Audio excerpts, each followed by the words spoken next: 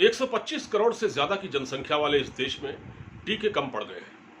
लोग कतारों में खड़े हैं, रजिस्ट्रेशन करवा रहे हैं, लंबी लंबी लाइनों में हैं, लेकिन जब तक उनका नंबर आता है तब तक कह दिया जाता है कि अब वैक्सीन खत्म हो गई है, अब अगली बार आइएगा। ये हालत है, टीके कम पड़ गए हैं, लगवाने वालों की संख्या ज्यादा है।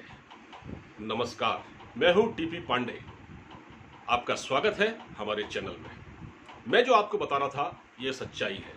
125 करोड़ के देश में टीके उस हिसाब से नहीं लग पा रहे हैं जितनी की रिक्वायरमेंट है, यानी कि डिमांड ज्यादा है, सप्लाई कम है, टीके का उत्पादन हो नहीं रहा है।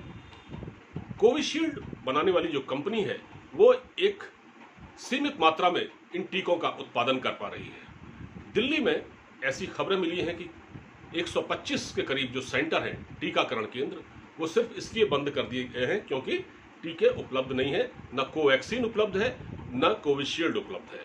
अब स्पुतनिक आई है जो अगले हफ्ते से उपलब्ध होगी, उसकी खेप आई है।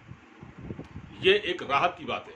लेकिन ये जो कोविशील्ड है, इसके बारे में अब ये बताया जा रहा है, सरकार की एक कमेटी है जिसने सरकार को बताया है और सरकार ने उनके इस प्रस्ताव को स्वीकार कर लिया है, उनकी बात को स्वीकार कर लिया है।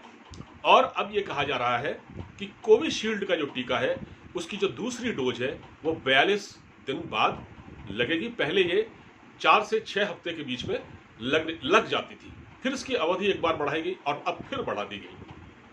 और इसके पीछे जो तर्क दिया जा रहा है वो ये है कि इस गैप जितना बढ़ेगा, इम्यूनिटी उतनी ही ज़्यादा बढ़ेगी। ठीक है, लेकिन सच्चाई ये है कि टीकों का उत्पादन नहीं हो रहा है और इसमें केवल राजनीति हो रही है। ठीक है, केंद्र सरकार ने इससे पहले ही अपना पल्ला झाड़ लिया था। लॉकडाउन, आपको मालूम है कि जब 2020 में पूरे देश में लॉकडाउन हुआ था तो प्रधानमंत्री मोदी ने इसका ऐलान किया था लॉकडाउन का, और लॉकडाउन लग गया, पूरे देश में लग गया।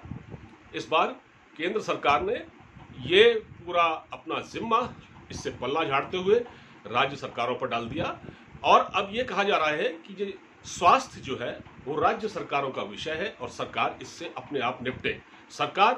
केंद्र सरकार अपनी ओर से मदद करेगी, लेकिन ये भी कहा गया है कि जो राज्य सरकारें हैं वो ग्लोबल टेंडर जारी करें, और इसमें से करीब 11 राज्यों ने ग्लोबल टेंडर जारी भी कर दिए हैं, बल्कि कुछ करने वाले हैं, जिसमें एक ओडिशा ने कर दिया है, उत्तर प्रदेश पहले ही कर चुका है, तेलंगाना भी कर रहा है और महाराष्ट्र भी कर रहा है। लेकिन यहाँ पर दिल्ली सरकार ने थोड़ा खच्चर फंसाया, हालांकि वो भी अब टेंडर जारी करेगी। उसने इसमें थोड़ी सी राजनीति कर दी, जैसे कि केजरीवाल साहब का नेचर है, बगैर पंगा लिए वो कोई काम नहीं करते। तो उन्होंने कहा कि ग्लोबल टेंडर जारी करना एक तरह से जो दुनिया में जहाँ जिनको हम ऑर्डर देंगे उन कंपनियों के सामने अंतर्राष्ट्रीय बाजार में राज्य सरकारें एक दूसरे से लड़ेंगी, तो ये कोई अच्छी बात नहीं है। हालांकि जब केंद्र सरकार ने एक पॉलिसी बना दी है तो उस पर उनको अमल करना चाहिए था, अब वो कर भी रहे हैं। मगर मैं एक बहुत छोटी सी बात आपसे पूछना चाहता हूँ। जिस तरह से राज्य सरकारें और केंद्र सरकार काम कर रही है, कोविड के जो टीके हैं वो पूरी तरह से उपलब्ध होने चाहिए और जनता को वो आसानी से मिलने चाहिए और जनता को किसी तरह की दिक्कत न हो, यह भी ध्यान में रखा जाना चाहिए। हम ये देख रहे हैं कि पहली बात तो रजिस्ट्रेशन कराने में बड़ी दिक्कतें आ रही हैं और कहा जाता है कि आरोग्य सेतु से आप रजिस्ट्रेशन कराइए या कोविन नाम की एक साइट है उससे कराइए।